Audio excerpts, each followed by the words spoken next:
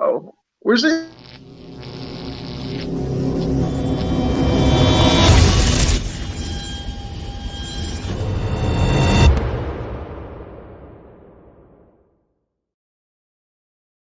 What's good, party people? This is According to Woods, and I have the honor and privilege of talking to a neurological scientist. He works with many of the top stars in the world of MMA and otherwise. Right?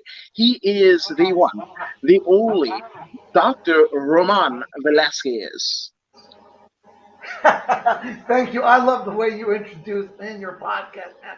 That is awesome. And just to make sure that we do understand that I am a neurocognitive sports performance specialist, and I do train. My specialty is fight sports, fight sports neurocognitive performance training, where we accelerate the brain so we can accelerate our speed inside the cage and be more responsive, accurate, and wired to win.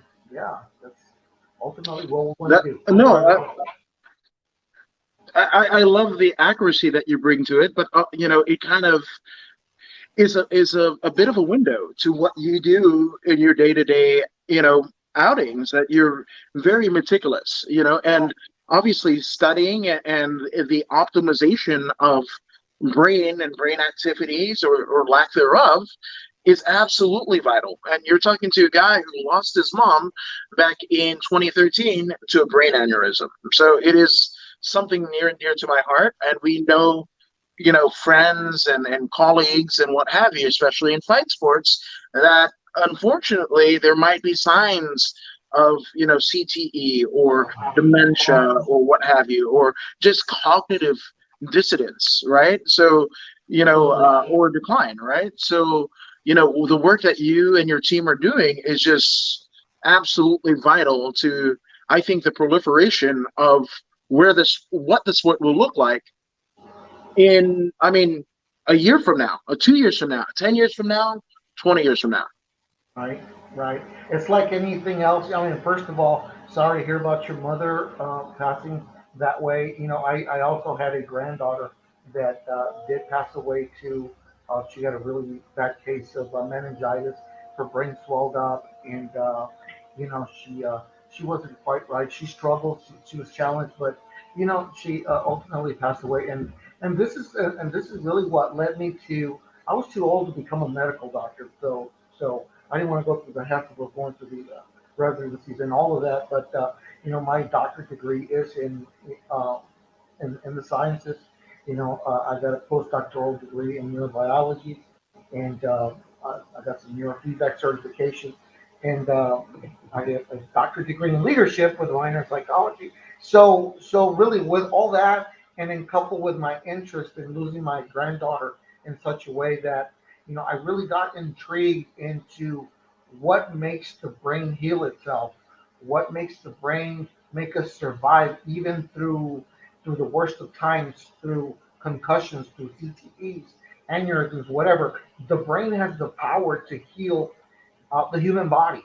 So it's all about at the very smallest of units, you know, uh, within the human cell is that energy force, what spiritual depth would call the spirit, the spiritual being. This energy really controls at the most of essential level what we do in a daily life. And I could feel your vibes. You got some good vibes, man. I could feel them come straight through from the internet into my office because that's what life is all about, man. It's about that vibe and that energy force. And I love that. I've worked with one of the fighters, Mr. Carlos Condit, and he UFC fighter, legendary guy, and he selects his team based on the energy he feels. You know, he's a, I mean, he's learned to master how to use his senses. And that energy, that vibe, that you feel when you're training with somebody has to be there. It has to be there, or else might as well chop it before it's too late and go do something else. Go train somewhere else or whatnot. Vibe is very important, and I can feel your vibe all the way over here to my office, man. I'm telling you. I really appreciate that, and also, heartfelt condolences to you and your family over the passing of your loved one. That Likewise. you felt a similar way to my mom. But again, like I said, I think that, I mean, for me, you know, having that kind of personal, experience that I saw kind of not first-hand account, but it was kind of a point of view account with my mom.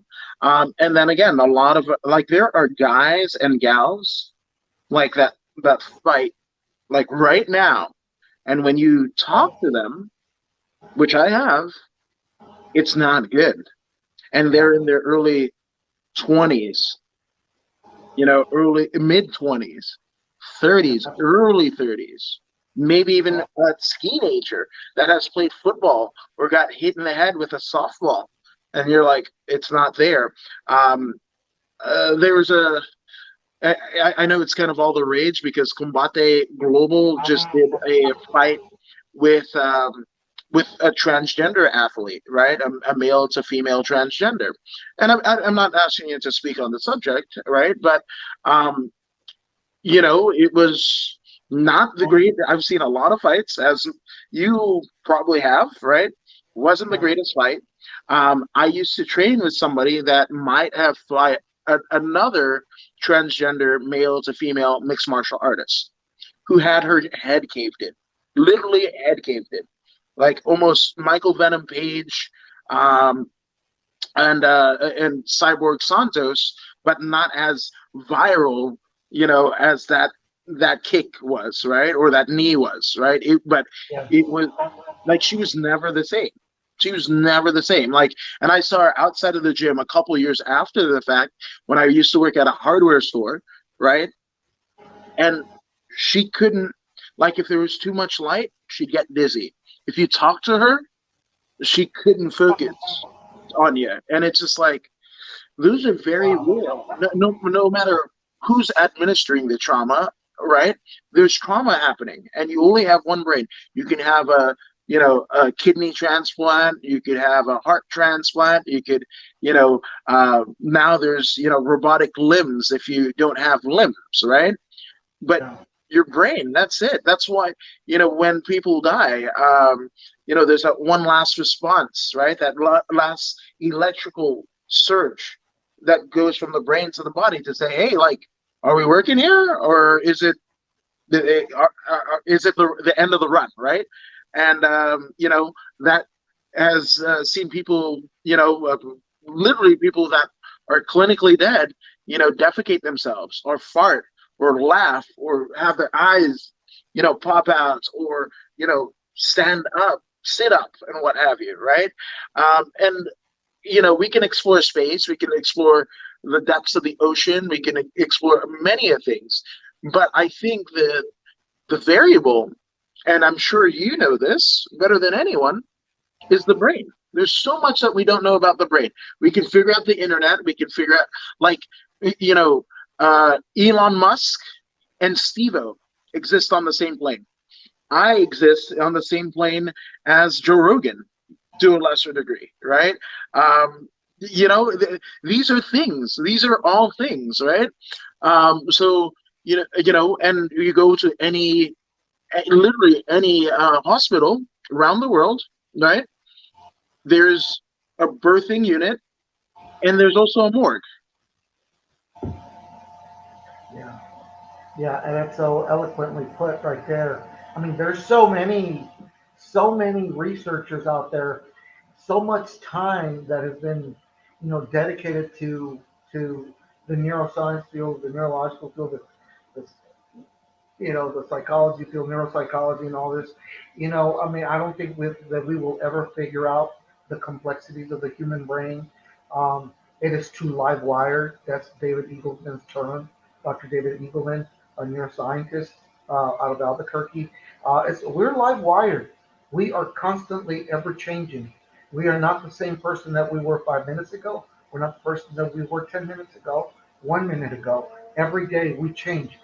The experiences makes that possible with our neuroplasticity, functional plasticity and structural plasticity. Everything that we know, everything that is real to us is encased in this brain in electrochemical energy patterns.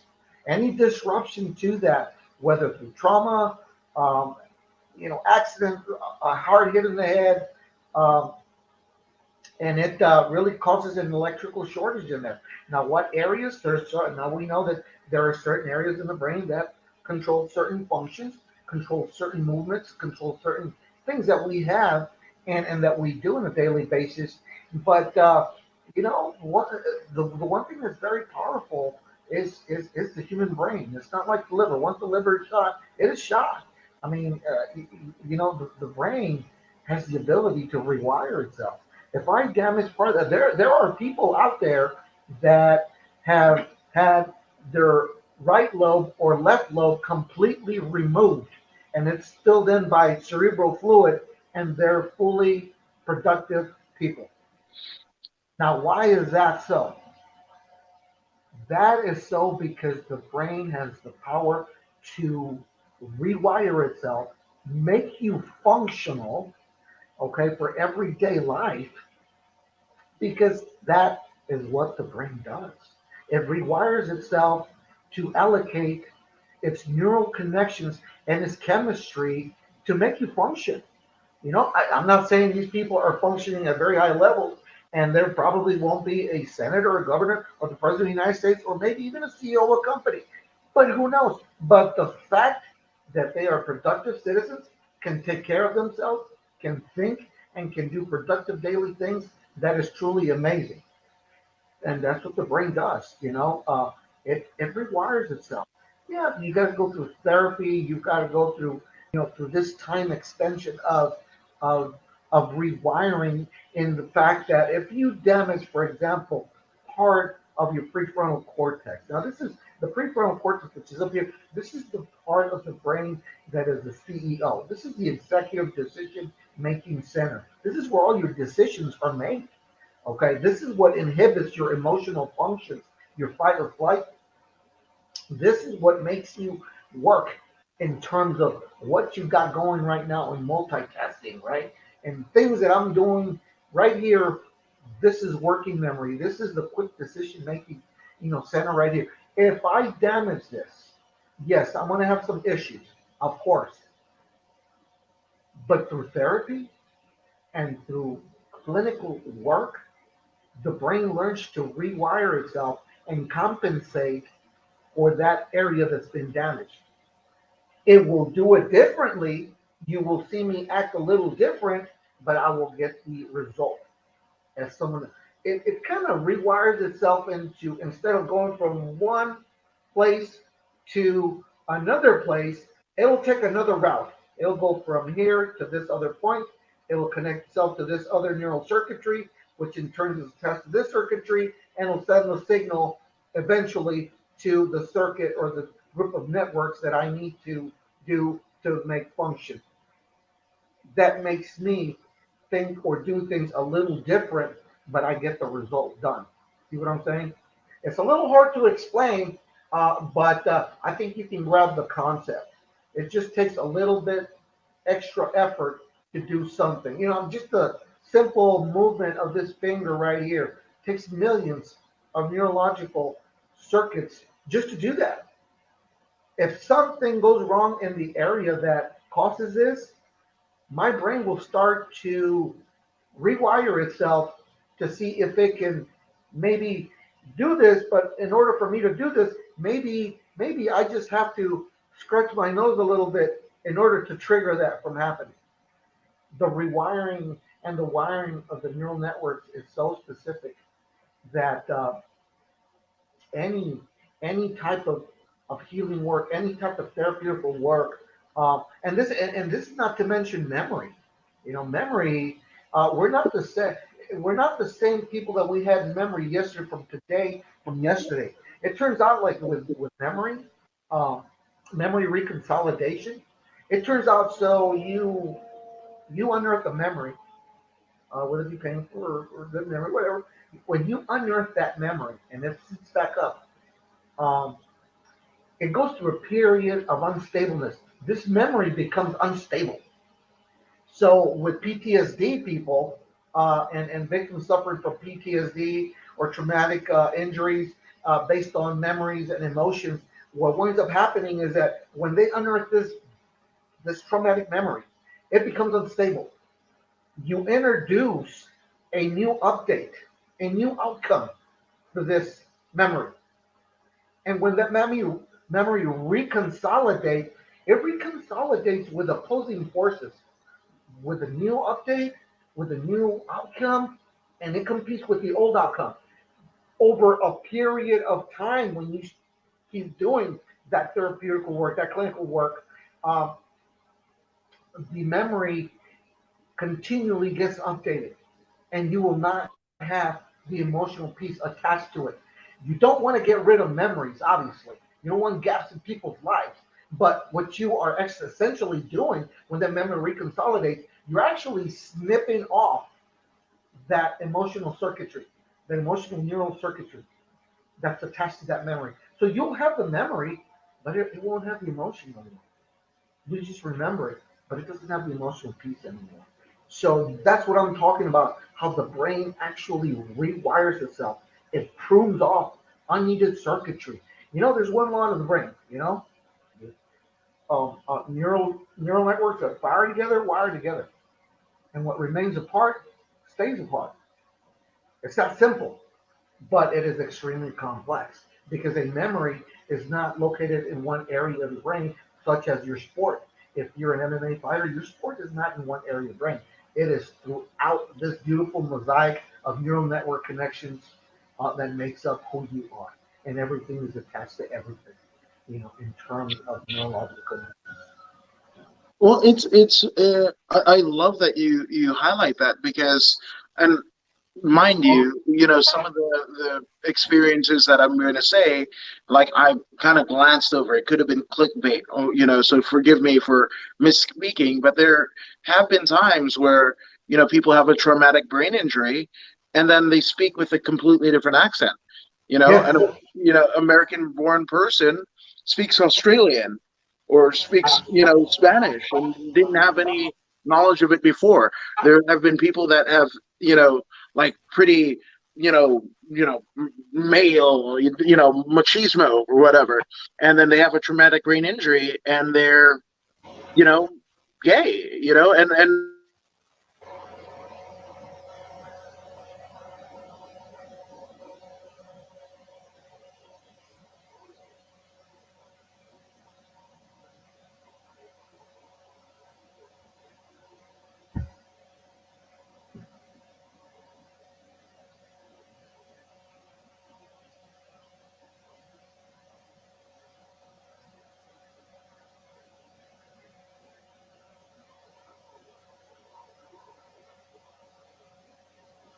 Can you hear me? I think you froze. It's still going. The ticker is still going, but you're frozen in place. Your photo is your video. There we go. It looks like it's resetting. that's all me. That's my crummy Wi-Fi. It's like Yeah, it my looks like you. crummy Yeah, it looks like you Wi-Fi. like went on a holding pattern. Yeah. That's all right. No, but It what I happens. was saying was actually,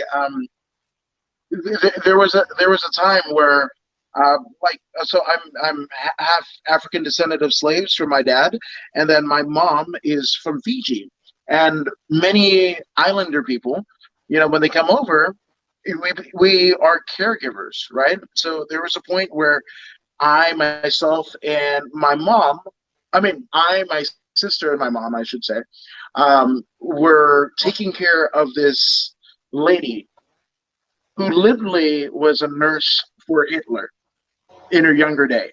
But she Really? was like in full on, like in the throes of dementia, right? To the extent where anybody that was Anglo that passed her by, she would do boom boom boom. That meant no go, right? and then stick her tongue out and whatever. She was 80 at this point. And then, but she loved, like, almost tongue kiss anybody of melanin. Didn't matter what race or whatever. It could be Asian, Latin, Latinx, ADOS, some African descent of a slave. It didn't matter. Laura was gold to you. Like, uh, Right. so, and I think two of the cases that have come to light are both Roseanne Barr and Sam Kinison, right? Two people who either I forget, and sorry if I misspeak, but they were either in car crashes or they were hit by cars,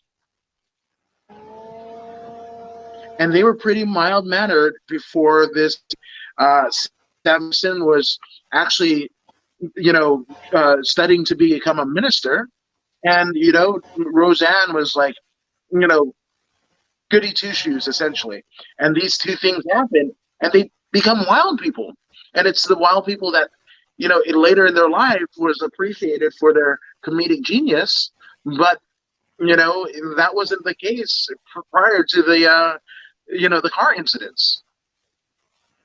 Yeah, absolutely. I think that there's people that really see the positive side of things, and those are two very good examples. Just because you have some sort of brain trauma, or now that you're a little different than what you were, few people learn to leverage that, and make that into a positive impact, and really exploit that, because it could give you really a good advantage over someone that didn't have that, and you turn some negative thing, what such as an accident or a misfortune, into something very positive for your life. Life is not over. A lot of people, and you read about it all the time with suicides and selfish acts like that really you know, hurt many other people that are around them, their families, their close friends, and their children or whatnot. And there's always signs. It's like you were saying, and I think we were talking prior to going live. There's always little indicators that will tell you something is not right, or something doesn't appear to be right in me. You know, and some people don't recognize those things because they don't know. And in today's information age, where knowledge is ubiquitous, and it's everywhere present, um, um, it is a choice to become knowledgeable or not to. So people need to really research and take a look at you know the information that's out there. Listen to podcasts or live streams such as this one, and get information, because a lot of people may think, well, it's just two guys talking about whatever they want to talk about in sports, or the brain and performance. But you might hear something that activates something in you to say, ignorance is a choice. I'm ignorant because I don't want to learn, and I don't want to learn about myself, and I could care less about other people. Well, there's only one race. This is the human race, and what a better way to learn from another human person, right? Um, we got to make sure that and that's one of the things that I tell my team at Peak Performance. What we're doing for the human race is very important. We're elevating human performance through neurocognitive performance training, and that's very important to us. You know, um, Elevating the human race and making an impact on planet Earth for human performance. That's what it's all about, and we enjoy doing that quite a bit. Making a difference like that. That's important. Oh man, that's it seems so simplistic. It seems so simplistic, right? But it's something in practice that pretty much can be. I guess a stone untouched, right? A stone uncovered, which what I really want to get into is the work that you've been doing with your clients. Now, obviously, you don't have to disclose who you're working with and what have you, but I mean, what you're doing is astounding. That's one of, I mean, arguably the main reason that I wanted to have you on as a guest, but also the second reason would be we're both friends with one John Arredondo, better known as Dondo. So that's the other one. Yeah, yeah, absolutely. Yeah, he's a fun dude. That's Dondo's fun. Dondo's fun and serious when it needs to be, but when he lets his hair down, that damn thing is a mullet. Holy hell! That's funny. So yeah, so what we do in terms of enhancing the neurocognitive aspect for sport performance, and we predominantly are are specialized in fight sports, and we decided to go that way. You know, I was a boxer when I was in the Marine Corps. I used to be in boxing ever since I was a kid, as well as in wrestling in high school. So I've always liked to fight, and I've always liked to compete one on one. So to me, it made really big sense to say, you know what, let's look at the neurocognitive aspect to fight sports, and let's look at how we can use the emerging scientific technology that's what once for labs is now available to take on the road and get a show done and get some good quality metrics so that we can make sure that we are making progress in what we're doing. So essentially what we do is we start off with an assessment, a 10-point assessment, that we take a look at the neurovisual and brain processing speed that the individual has, how they process information incoming. 80% of the sensory receptors that we have in our body is in our eyes. So it makes sense that the visual aspect in sports is very important. So we take a look at that, the neurovisual acuity and neurovisual and brain processing speed. This is the ability that we have to process. Our brain processes information that's incoming through all our sensory perceptions, right?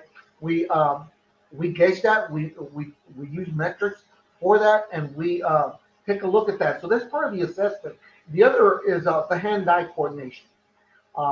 That's important. So we start breaking the neurovisual and the dynamic visual acuity into segments now. So we start to look at peripheral visual acuity with reaction time and reaction speed, dynamic matching, which is peripheral matching, foveal vision, which is center vision, is really about this much right here. As I'm focusing on this screen right now, that's my central vision. Anything else is peripheral in nature. So we take a look at that.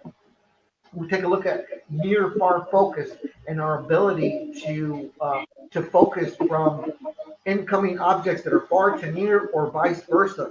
So there's several muscles in the eye called ciliary muscles, and these have to contract at a certain speed because the information that's incoming needs to be grabbed by the retina. The retina is the brain tissue that connects the eye. So vision really doesn't live in the eye, it lives in the brain. The eyes are the lenses to that brain, and the brain handles all the visual stuff. So we take a look at that. We take a look at split attention, the ability of the brain to split its attention to incoming threats uh, all at one time. And we take a look at that in terms of reaction time.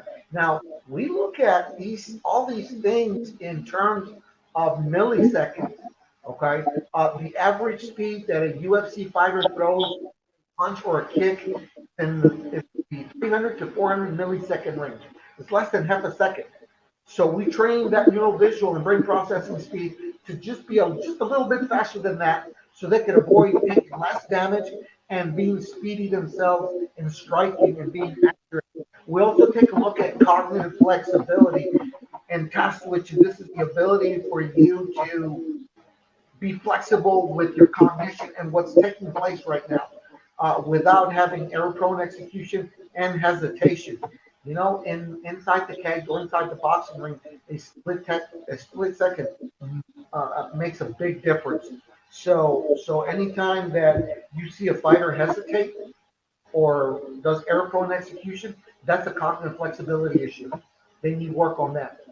And we specialize on that to make sure that there is no error-prone execution, there is no hesitation, and all these are neural circuitries. And what we do, we try to create loops in that neural circuitry, so the brain does it automatically for you without you having to think too much. So it turns out that when you look at all these functions, and the last two things that we do before I say that, the last two things that we focus on is on EEG, neuro meditation. We quantify your meditative process to see how long you can quiet your brain because the alpha and delta ranges. So that's very important for performance. Being able to quiet down your brain is very important, and that's the monks can do it for hours. And that's just, I mean, you actually stop the universe, because the universe is in here. And when there's no brain activity, that is just amazing. So we quantify that process and we teach fighters how it feels to really quiet their brain by showing them the metrics. We also prime the neural networks using real-time neurofeedback into mental flow. What does mental flow feel like? They have to know that, okay? Because part of mental flow is actually combined with the brain processing speed. So it turns out that all our sensory features have different frequencies in the brain, different speeds. So when you increase the brain processing speed, what winds up happening is that the brain thinks so fast that it learns to manipulate these sensory frequencies and actually perceptively slow down your environment as if you're thinking slow motion. That way you can be more accurate and precise with your attacks, with your precise movement. So, all in all, those are the things that we focus on. The assessment is very important because we get to know which area that we need to focus on. We don't take a cookie cutter approach. Every athlete is different because every brain is different. We're all wired differently. So for us, taking a very customized approach to this is very important because we want to leverage that the brain's natural neuroplasticity process, as well as the technology that we use, as well as the protocols that we use to make sure that, and then to make sure that everything that we wanted to take a look at for that athlete is optimized. And some of the questions that people always have and athletes always have is like, how long does it take? When do I start seeing differences? Well, the answer is how adaptive your brain is, how your brain is wired. Okay. And obviously, what you mentioned initially, we can actually tell there's a slight concussion in there. There's certain things, telltale signs that will let us know through the metrics that something is there. And once we see something, obviously, there's our recommendation.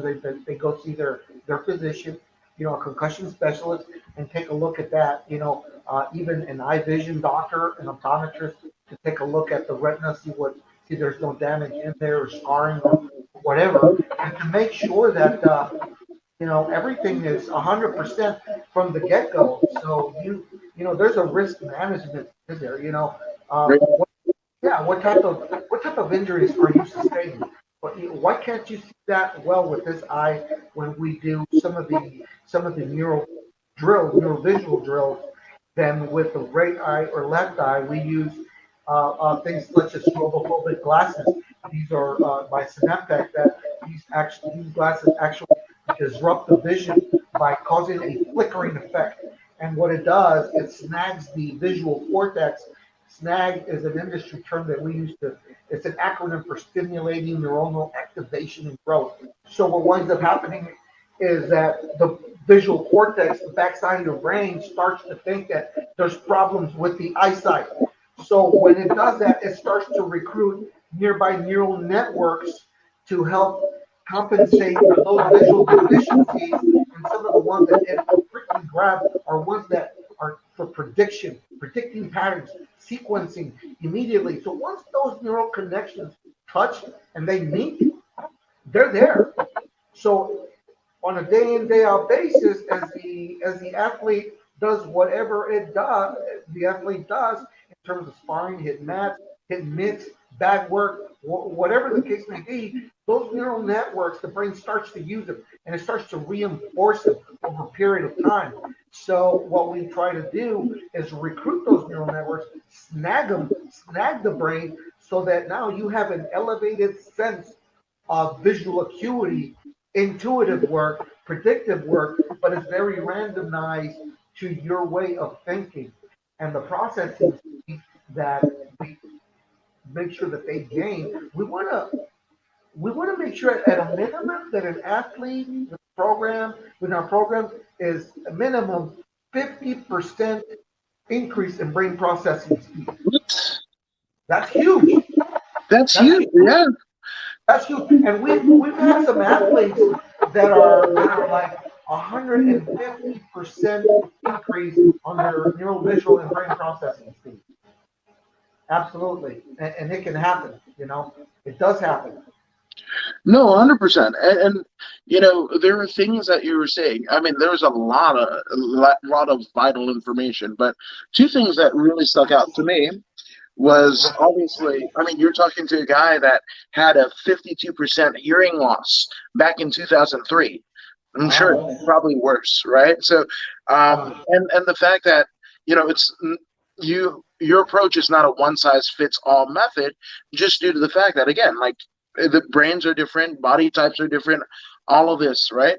So, with that all being said, ooh, Alex actually has Alex Ramirez has a pretty interesting question. So before mine, I'm going to put his before mine. Hey, Dr. Roman Velasquez, I just visited your website. Pretty awesome. Interesting program. And I can see how efficient it is. I can totally see Carlos Condit or Anderson Silva benefiting from that. That's his words, not yours. I see But it thank right you, there. Alex. Thanks, Alex. Yeah, thanks, Alex. I appreciate that. As a matter of fact, Carlos Condit has really benefited from this a lot. Everybody thought, Carlos Condit, he's an aging fighter, but you know what? The brain has the ability to rewire itself, and actually, there's a degrading function through aging, with the brain, but you can keep your brain thinking, speeding. I mean, you can think, you can really optimize your brain while you age, and it's all about well-being at the end of the day. And I will tell you that Carlos Condit remains a threat to his division in the UFC, and he's still young, and he's got more. I mean, he's got more to go. He has more to go, more to prove. I wouldn't be too surprised that he guns for the belt in the next couple of years. He's got it in him still. That's amazing. A lot of people, especially with like the much babblehued, Tyron Woodley fight with one of the Paul brothers on Triller and whatever, they're looking at like 40 as some kind of like scary age or your twilight of your career. But theoretically speaking, Dan the Beast Severn didn't start until he was like 38. Randy Couture, and obviously level of competition different, different time and what have you. But, you could still essentially, reach the pinnacles of your sport if you could take care of your body, but more importantly, your mind, which again is one of the crucial reasons why I feel like your work and the work that you and others in your field do is absolutely vital to where this sport is going to be. And it's funny because there was a article that came out or a tweet that came out maybe by Ariel Hawani about a new MMA promotion, that is going to do revenue sharing 50-50 with its fighters, right? And that's all fine and well, right? But if you don't have the cognitive ability to balance your checkbook, if like those things happen, none of that stuff will matter. It's all fodder, I feel. That's my opinion, right? if you don't have the quality of life, right? Anderson Silva has been in a lot of fights, right?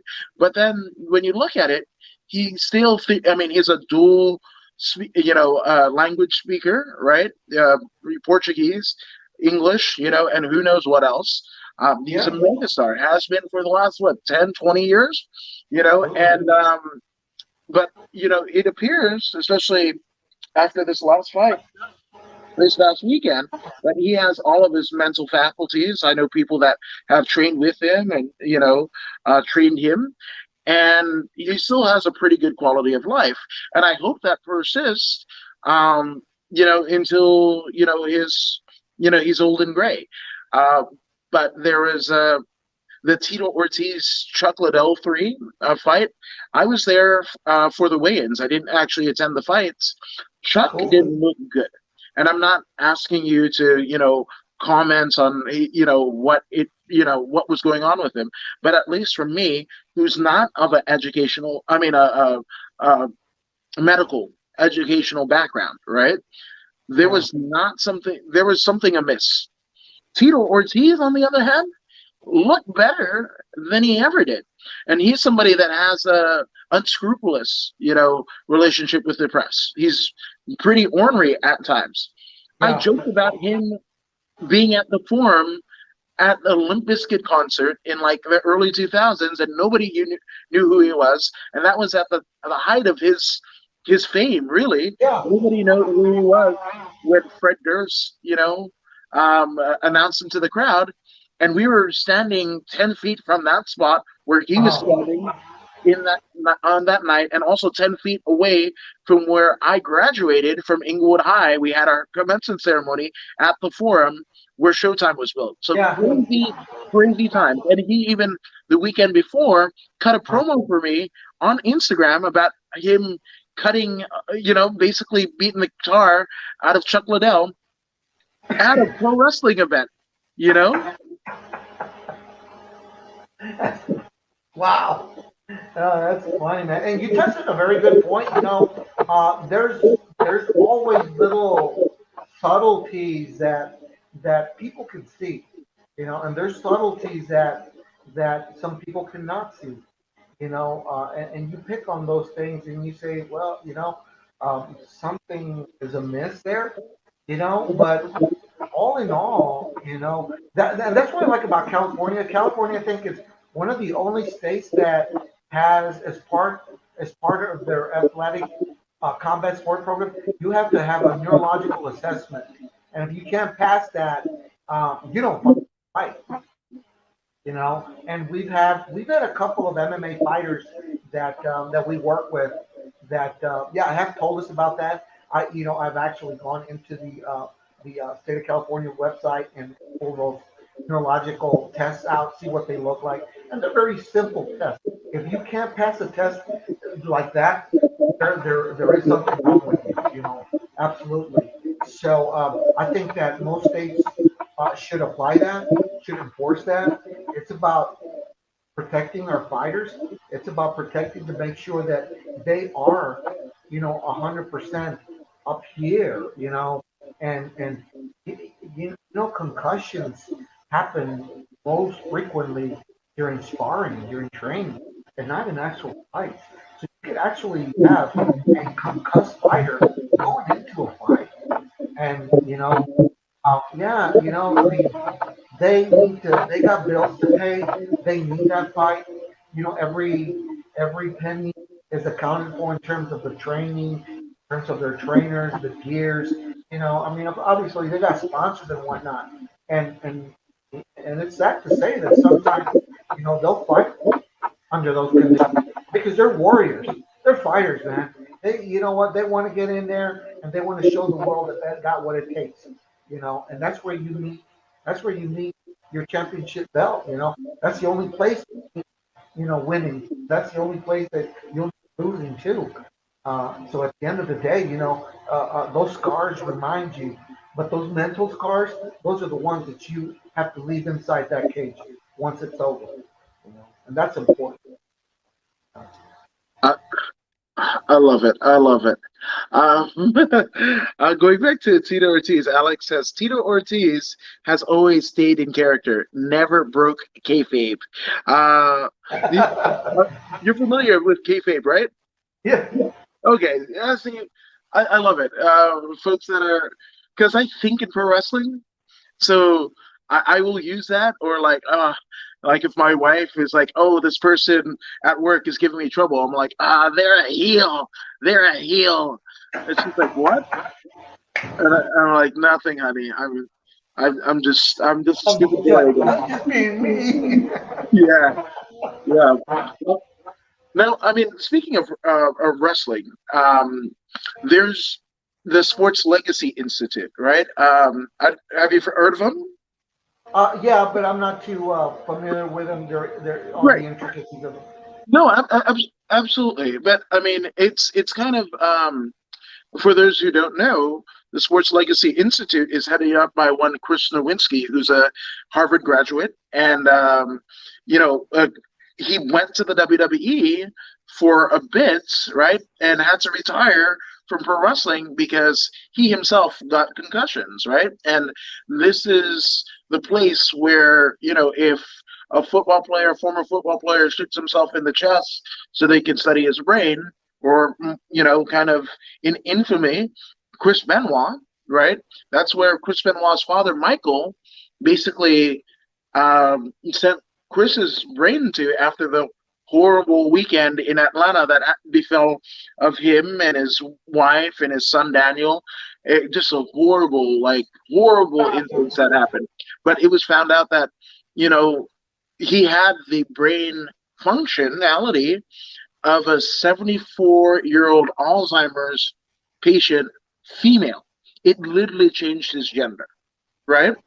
So I say all that to say, all right, as I mean, I do this for legacy, right? I want my kids to be proud of what dear old dad did. My wife, all the sacrifices she's making so I can do this to feel a little bit fulfilled, right? So, in terms of the work that you're doing, and I know it's, as you're in the thick of things, right? It's hard to think ahead and plan ahead or see what you see ahead. But what would you like the work that you're doing now, whether it be through the athletes themselves and their ventures, or through what you guys are doing, right? Your team is doing, and maybe the prominence. And the prominence, I only say it's not for clout or fame, but the more prominent that you become, the more help that you can do, the more work that you can get done, right? The more people that will listen to what you say, right? So that's where I feel it's vital, and that's speaking for me. I didn't expect you to answer my DM, but you did, right? And the 475 other people. Like, it's crazy. It's crazy. So what would you like um, your legacy to be? I think the legacy, is one of the things that will eventually come for all of us. Everybody has a narrative. We grow in a culture to a subculture, and our environment shapes our brain. So our brain is shaped from the outside in, but it's the inward motion, it's the inward reflection that truly defines, where you head. And the legacy shows up when when there is an outside source telling you you made an impact. You created bubble gum, and that was very helpful to many children. You helped so many athletes, with their well-being, with their sport performance, whatever it is, the narrative, the way that you lead through that journey, and the journey is everything, right? But the journey has to have a destination, and whether that destination rests along with a legacy, or whether you carry a torch, into the darkness, you know. I'll tell you, one of the worst things that I hate to think about is being on my deathbed and having a regret about something that I never got to do this. and that was something that I've always wanted to do. And my first order of business is that what am I going to do for the human race? I don't want to die saying I never contributed anything to the human race. So I took care of that, and I'm taking care of that already. All else is going to fall second. Because we only live once. This lifetime is so short, and there's only one of us.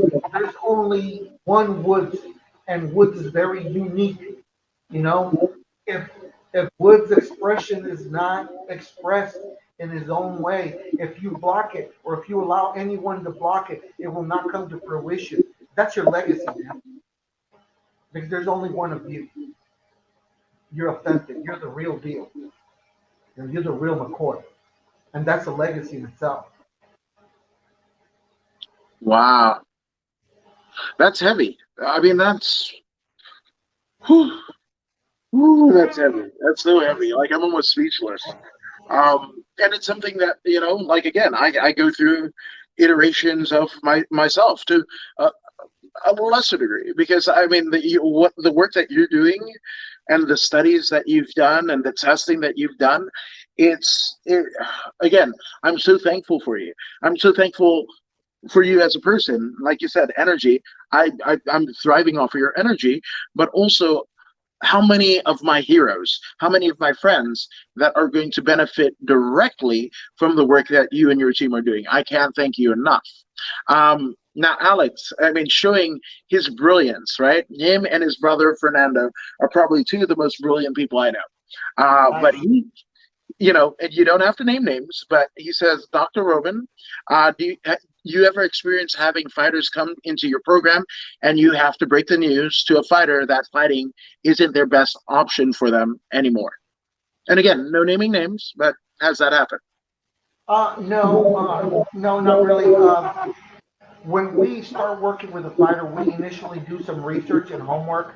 If there's any indications that it's not going to hurdle, we're very exclusive. We've turned down UFC fighters before, and and as well as boxers.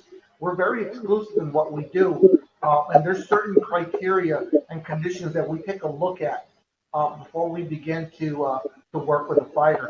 And one of the biggest things that we ask in terms of conditions is that if you are a fighter, if you're a professional fighter, and and and you have a job elsewhere aside from fighting, we don't want to work with you.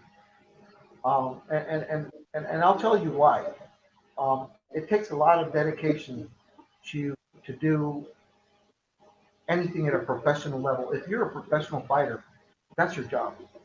You're a professional at that. And yeah, I'm not saying, well, there's some people that are starting to get into the fighting game that do have jobs, that need these jobs to pay bills. You know what? Absolutely. We all been through that. We've all gone through that. We're all going through that. But the fact of the matter is that we want 100% dedication. 100% dedication to your sport because we're 100% dedication to what we do. Okay? So we want equality of that. Meet me on an even playing field because that's where I'm going to meet you. And together we're going to create some magic. Together we're going to optimize your brain in a way that you've never felt it. You know, and we're going to make something happen. You know, but I have never turned down a fighter in a way that tell me what you're done. I don't think you should be fighting anymore. That's not my position to say to anybody. We all fight till we think we're done. The fighter makes the choice. And sometimes the medical doctors will say, you're done fighting. And they're protecting the fighter, obviously. In my new book, the High Sport Neurocognitive Performance Training, it's out. The link is on my bio. The link is on my bio, and it's got a whole entire chapter on the fighter healing and recovery process. It's got an entire chapter on the visualization process to re-energize and see your fight 50 to 75 times in your head before you actually go inside the cage. You already watched this guy 50 times on the visualization process that we have in here. We got neuro drills. We got a whole chapter. We got a whole, I don't know if you- we got a whole chapter with illustrations on neuro drills and how to do them step by step, okay, and the science behind it. So if you want to get familiar, or anybody wants to get familiar with it, this is the book to have. It's Fight Sport Neurocognitive Performance Training. You know how athletes rewire their brains to win, and it's really cool. It's a really cool book. It's going through some last minute revisions, but it's out to purchase. You can download it. And it's a really cool book. It tells a lot of little stories in there. It also tells my stories about my reoccurring dream of fighting demons and what it meant, you know, and a lot of that's in there. It's a very it's not too you don't have too many academic jargon in there. You got some scientific terms, of course, because it's a science-based book, but it's a very easy read. It's written for the layman, like such as myself. I consider myself a layman because I am a practitioner. And what I do, I don't do it in the classroom. I take the lab and I make the gym a lab. This is where my lab is. It's in the gym, and we create synergy and make sure that the athletes are getting optimized in terms of the neurocognitive. I don't want to sound like a commercial or so or an infomercial, you know, but that's the way I speak sometimes. And my son, they have to not like you're getting too technical with the term, and they'll say it in layman's terms. And that's the way, you know, that's the way it's written. Pass their test, they got to read it, and if they understood it, they said, you know what, it's past the layman's test. We can understand it. Any athlete out there, anybody can understand it, you know. And I don't want to insult the academics, you know. I want to insult them, you know. You got to put some academic stuff in there, like correct scientific research and stuff like that. You know, I went through the doctoral dissertation process. You know, I defended it. I had to publish a 300-page doctoral dissertation. But yeah, it's an easy read. Get it if you get it. I'll send you a copy as soon as I get more copies, Mr. Woods. I'll send you so you can take a look at it. Oh, that's it. And much like you, our good brother Alex Ramirez is doing the good work. So if you're watching this on Facebook, which is where he's viewing this, to purchase Dr. Roman Velasquez, uh, click on the link for Fight Sport Neurocognitive Performance Training Athletes, how athletes rewire their brains to win at the Amazon link below.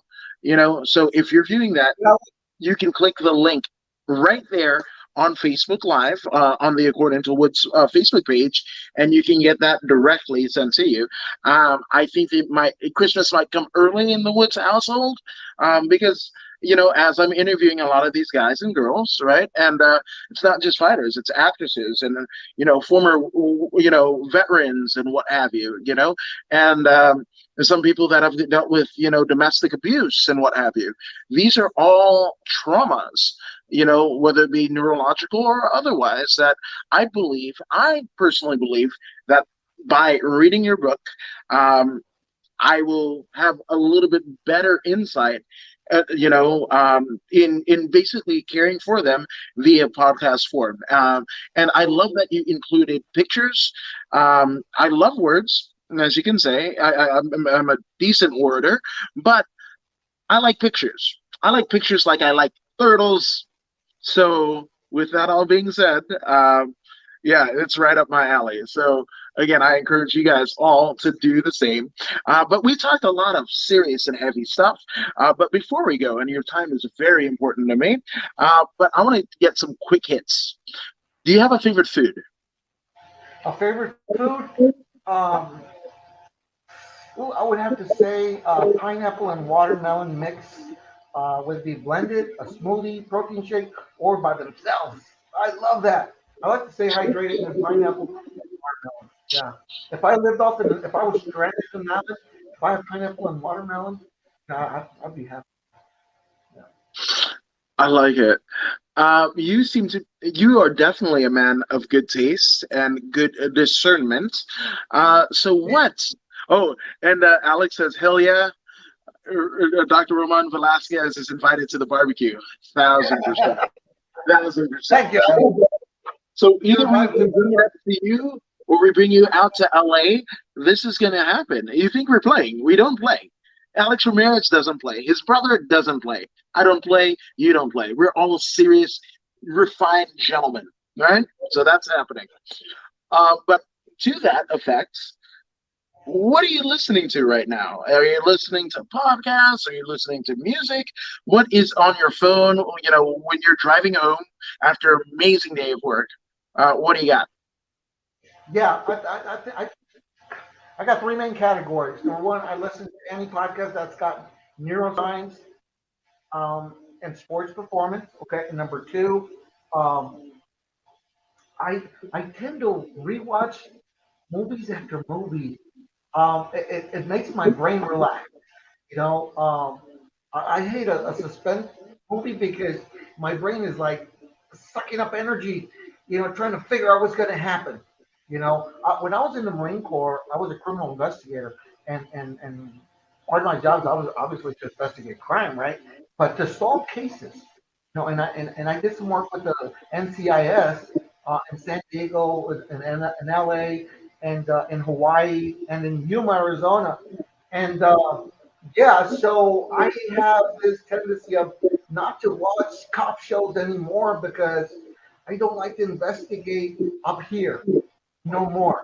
So what relaxes me the most is watching funny movies that I've seen over and over and over. Even my wife says, "How many times have I seen this?" I don't know. I lost count at 700. I don't know. But you know what? Every time that I see something that I've seen many times, I pick something new. And that's my challenge, to pick something new in your life that you've always taken for granted for. And it's something that's so simple, you know, that could change the whole course of what you do for the rest of it. So I look for those things. I look for those other things. Yeah, that's what I do. Yeah. I think this is why we're friends. There's many reasons, but I think very similar tastes. And it's funny because, my kind of COVID situation has led me to explore many paths that I don't think I would have ventured down before, in terms of entertainment and otherwise. So those are some things that I'm going to go to. So I appreciate you for that. But speaking of appreciation, obviously, you have done a lot over the entirety of your career, and it's a story that keeps on going. It's like your favorite band that is still vital to this day and still recording, coming out with the greatest hits, right? Or somebody Yeah. that is here and wants to write an autobiography, but they're still here, right? Um, so it's all still going, right? So with that all being said, there have been a litany of people that have professionally and personally encouraged you in the work that you do and everything that you're doing. So take as long as you need. Let's get some shout outs out of the way. Yeah, I think the most important people that you recognize, even on the trajectory of me growing up as a kid, I was very fortunate. My father was an immigrant, and he went about it the right way. He applied for a visa, a work visa, and during the time it was 1967, 66. I was already. My mom was a U.S. citizen, and I was already 6 years old, right around there, 7 years old. And in 1968, he got granted that visa. And fortunately for him, there was a reporter from Life magazine back then that was covering stories, and he covered his story. So our family was featured in Life magazine in 1968. And with full pictures, the whole story and whatnot. And it was so weird for me because I became a little famous kid in school. I was poor, so if you're ever famous, you don't have to be rich. Because I was poor, but I was famous, and everybody, the principal, the community center manager, everybody knew me. Everybody knew of us, And I had little special things, you know. Come here, get Roman over here in front. He's the first one that's going to get a Christmas gift, or he's the first one that's going to do. So all these people were very pivotal in my life, and no one single person has made really any significant impact with me, but it's been a series of collisions with different people. These are pivotal people that have impacted my life. You know, that news reporter from Life magazine, that community center manager, you know, that principal, my one of my teachers, Rosa. She was a dance instructor and went on to become very prominent in the dance world here in the Southwest. And then in high school, I had Nolan Richardson, basketball coach. He was my coach and PE teacher. He went on to lead the U.S. Dream Team in the Olympics. You know, and I worked at the El Paso Water Utilities in the drafting engineering department when I was in high school because I had completed my high school when it was built. There was no middle schools back then. So my high school, I started high school in seventh grade all the way. By the time I was a sophomore, I had already finished all my architecture and engineering classes. So it qualified me to work at the engineering department at the El Paso Water Utilities engineering department as an apprentice. And I was still in high school. And my boss, Tony Tejeda, he became pretty popular here in the Southwest. He's got a street named after him and whatnot. So all these people, these collisions, these pivotal people were really important in my life and really guided me towards kind of like a pinball machine that was headed intentionally somewhere, you know, and you today, you're a pivotal person because there's several things that you have said that just you know resonate with me, and I'm gonna give it some good thought tonight. You know, hopefully I'll have a dream about it, and I write my dreams down, and I get ideas from that. You know, absolutely. So it's been a series of collisions with pivotal people that have always been a part of my life. You know. You're amazing. I'm utterly humbled, but just humbled to have you on, and somebody that might be a pretty close kinship with you is Alex. He says, "I'm El Paso. I'm from Juarez." Hey! Hey! So I love this. These connections that are being built. I just love this, but speaking of connections, for those who want to reach out to you, for those who want to see the work that you're doing, um, where can they find that best on the interwebs? I know, and I might have included it in the bio, but for those who might not want to go down there, let's speak truth to them. So where can they find you, good sir?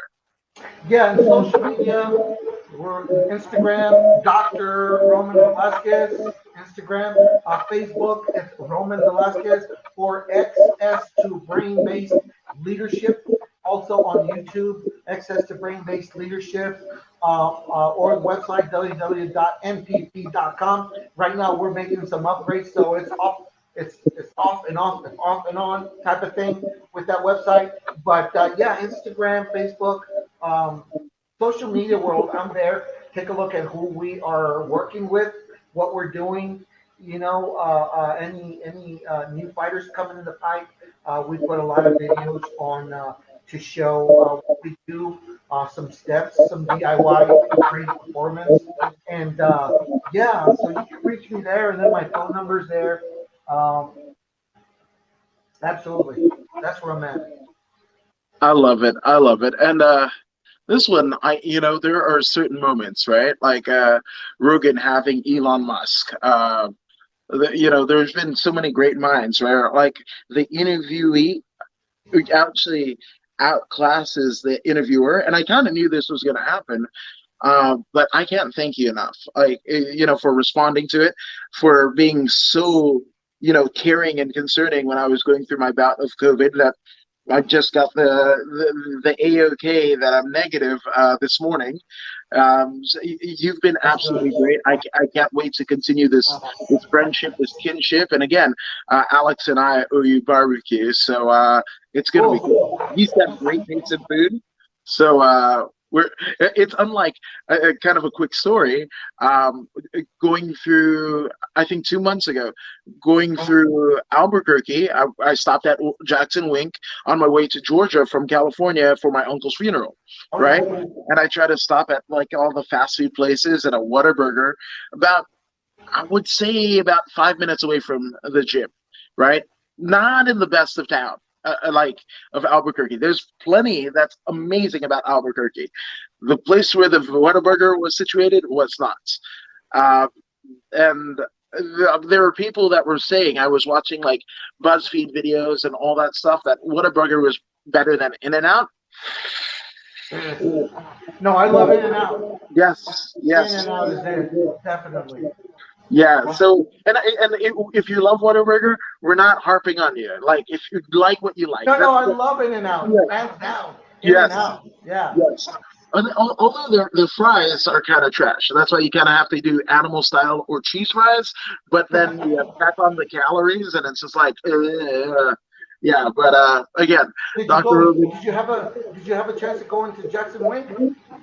Uh, so when I got there, it was 9, and there was actually a fighter that was knocking on the door, and he was knocking probably about for 5 minutes, right? Yeah, if you don't And have a as I coach, got you in the, go. You get in. I, Yeah. I, I got into the car with my wife and kids and sister and nephew and whatever. I see this long, tall, shadowy figure, right? I mean, but built. And I could pretty much, I know combat sports and people at Jackson Wink, at least peripherally, pretty well. Yeah. I can't see for certain because it was dark. 9 o'clock in Albuquerque gets pretty dark, right? Especially where Jackson Wink is. Yeah. Um, but I have a pretty good assumption of who that might have been because he Yeah. trains in and out all day, every day. And I might have his figure in the next room, and he might be a former UFC champion, is what I'm saying. Yeah. Yeah. Yeah. I mean, it could have been John Jones. Could, Yeah, could be, because could he's be. always there. He's always Yes, there. he is. And you mentioned Albuquerque is a tough town. Albuquerque Is is a it? tough town, probably. Yeah. Wow. Yeah. He Yeah. trains there quite extensively. He puts in the hours, man. Very dedicated fighter. Right. Albuquerque is a tough town. You cannot have a wimpy gym in a wimpy town. So if you're going to be traveling to Albuquerque, go check out Jackson Wink. It's in a tough area because it's a tough gym and it's tough people train there. There's several gyms out there that are in tough areas, tough people, tough fighters. Tim Means, who we work with as well. Yes. Tim Means, he trains at Fit NHB. Uh, a tough area as well, tough gym. We trained with Andres Quintana. He's the Copa Global Combate champion of 2018. Copa Combate champion. He trains at Latrell Yee Gym, another Yes. MMA gym over in Albuquerque. So Albuquerque, and then you got 30 minutes out, you got BMF Ranch. Yes. Jones Ranch over there. He's got a gym in there. A lot of fighters train over there, so yeah, there's a lot of Albuquerque, New Mexico is a mecca, one of the meccas for MMA fighters. The other meccas are in Los Angeles, in Florida with American Top Team in Florida, and AKA, where DC Daniel Cormier trains at. Um, so there's, LA, Albuquerque, and Miami out there in Florida, these mecca gyms. And now you got Denver as well. Denver Mhm. Colorado's coming up. There's several other ones, and I'm sorry if I didn't mention your gym or anything like that, but yeah, absolutely. I mean, Albuquerque, it's a tough town, and it's called the Duke City. It's not called the Duke City for anything, right? Not because people like to fight, because there was an actual Duke that lived there. So yeah, yeah. Yeah. Whenever you guys come back out this way, let me know so we could take you guys through some training, and see how your brain responds to this neurocognitive fight sport performance training, and see how you compare to the top level UFC fighters in the area. That'd be good. Okay. Okay, I'm gonna take you up on that. And Yeah. a funny story about Tim Means, he actually got me kicked out of the Palms. But I actually got me kicked out of the Palms because their last Ultimate Fighter deal where Messi Chiason won, right? He was fighting on the card as well as the recently retired Joseph Benavidez, one of the greatest of all time, in my opinion. But Tim Means, so I was there with Blake Bulletproof Troop, who's now a pro wrestling commentator, fighter, what have you. And we were sitting at the bar, and he's like, "Bro, this Tim Means, he just fought. We just saw him fight. You should go interview him." And I was like, "I just have my phone," which is what I kind of do anyway, right? So I was like, "Hey, Tim, blah, blah, blah." And he was like, "Yeah, let me go to the bathroom and then whatever." And he was in his fight gear, fight kit, and everything like that, right? So I made sure I was like kind of semi on the Palms property. The Yeah. the little corridor that separates the parking lot from the casino, that's where we had it. And Blake Bulletproof Troop was the videographer, held my Uh, phone, right? And as it was going down, Blake is getting a tap on the shoulder, oh. right? And it's probably about 3 minutes. It's here on this channel. And then we kind of wrap it up and what have you. And yeah, Blake and I got kicked out of the Palms because I didn't have credentials. So there's a funny one. Tim doesn't answer a DM, but comments on, much like yourself, on the memes and whatever. He just accepted, not too long ago at the beginning of the season, a coaching deal with the Moriarty wrestling team, which they're winning stuff all the time, so it's amazing. Yes, and John Jones is always training. The fact that working with Stan Efferding and currently on the vertical diet, heavyweight is going to be interesting, absolutely.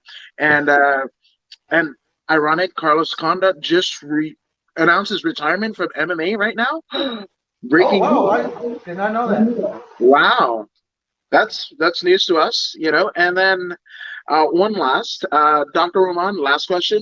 Who has the best tacos? Personally, my experience, Yuma, Arizona, best I ever had. So what's your best tacos? No, El Paso. Period. Yeah, tacos Don Cuco. Yeah, absolutely. Absolutely brilliant. Absolutely brilliant. But I know with that news that Alex just kind of dispelled on me, you got some calls to make and things to do. So again, I can't thank you enough. Again, go ahead and follow him on all of the social media. Go ahead and bookmark the website and everything, and grab the book because I'm going to 100%. But also, when you're in that subscribing mood, if you haven't already done so, go ahead and like, share, and subscribe to the According to Wood podcast on Facebook, YouTube, and Twitch. I mean, Dr. Roman, you're subscribed to the podcast, aren't you? Yeah, absolutely.